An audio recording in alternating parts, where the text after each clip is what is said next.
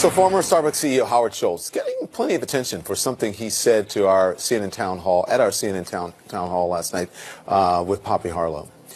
He was responding to a question about racial profiling at a Starbucks store in Philadelphia last year. Here it is. And I would just say, as somebody who grew up in a very diverse background as a young boy in the projects, I didn't see color as a young boy, and I honestly don't see color now. So here to discuss is former Congresswoman Mia Love and Bakari Sellers. Good evening to both of you. Listen, I was getting ready for the show last night. When he said that, I was like, oh, ow, that's going to leave a mark. So good evening, both of you. I'm so glad to have you. Bakari, I'm going to start with you. What is it, this so-called colorblind ideology? Does it really tell us, what does it tell us about Howard Schultz and his views on race?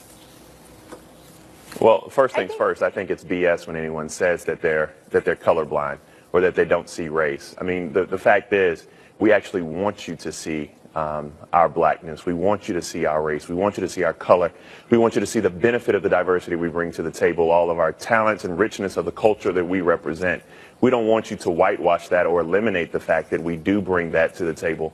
That's first and foremost. And second, I think this week or the last 10 days have highlighted the fact that you have Howard Schultz, who built $1 billion company, and you have Ralph Northam, who is a pediatrician who ascended to the level of governor. And both of these men, due to their privilege, have ascended to these very high levels of exceptionalism, but are still very, very ignorant, especially when it comes to the issue of race. Mm-hmm. Go ahead, Congresswoman.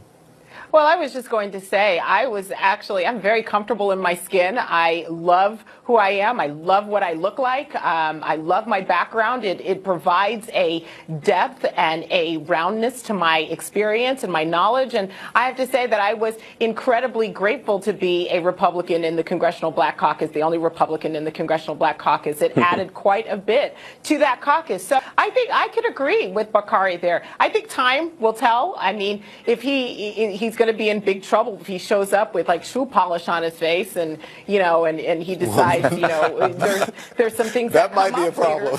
That's going to end up being a problem for him. I hope that what he is saying, he is sincere in his wanting to promote diversity, because I think diversity is a good thing. Diversity of thought is a good thing. But Mia, let me ask you something. And I think you're right on all those things. But the fact that you have someone in 2019 who is saying that I don't see color, like who, again, I don't know who around him, so Bill Burton certainly is a man of color, but I just wonder who's helping him. I just wonder if that was, why would he think it's okay to say that in 2019? Because that's like saying, I don't see gender. I don't see that Mia is a woman. I don't see that Bakari is a man.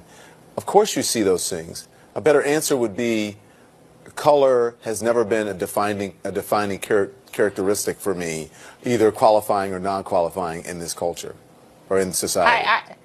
I have no idea why he would say that. It doesn't bug me. It hasn't bugged me yet. Actions speak a lot louder than words, and right. We're going to be looking at the presidential candidates and making sure that they're putting their actions behind their words, as we've seen with all of the issues that the Virginia governor has, not taking any responsibility, and the contempt that he has for people of color, the contempt that he has for, I think, life in general, in terms of all of his policies. This is a person that has no credibility whatsoever. So I think that what we're going to be waiting for is to see how his policies actually help diverse communities and what he's willing to put on the table, and push other Democrat presidential candidates to make sure that they mean what they say, and that they've got.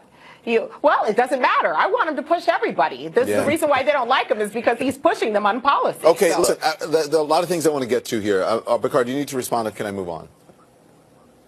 You can move on. Okay. I mean, I was going to answer your question of how in 2019 he's able to do this, and I'm just going to simply say that he's ignorant to the concept of race. I mean, I think that he and Ralph Northam, I know we lump them together, even if he means well, to the concept of race. Hold on, Bakari. Even if his comments, he meant well, right? But it wasn't it's out of touch. But go on.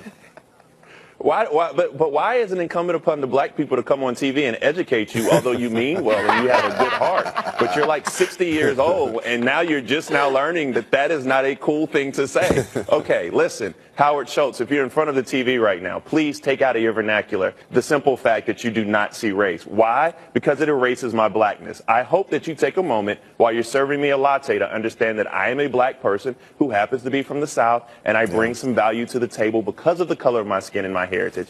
I don't know why that's so difficult, but he's made it this far, made $1 billion without having to acknowledge it, so maybe I'm the one doing something. How does he not see color? How's he going to know what a flat white is, or a mocha, or a black with no room?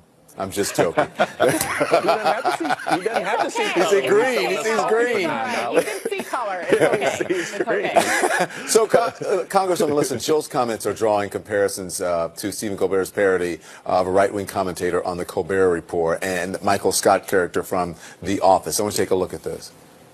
I am not a racist. I don't even see race, not even my own. People tell me I'm white, and I believe them because I just devoted 6 minutes to explaining how I'm not a racist. Now, you may look around and see two groups here. White collar, blue collar. But I don't see it that way. And you know why not? Because I am colorblind.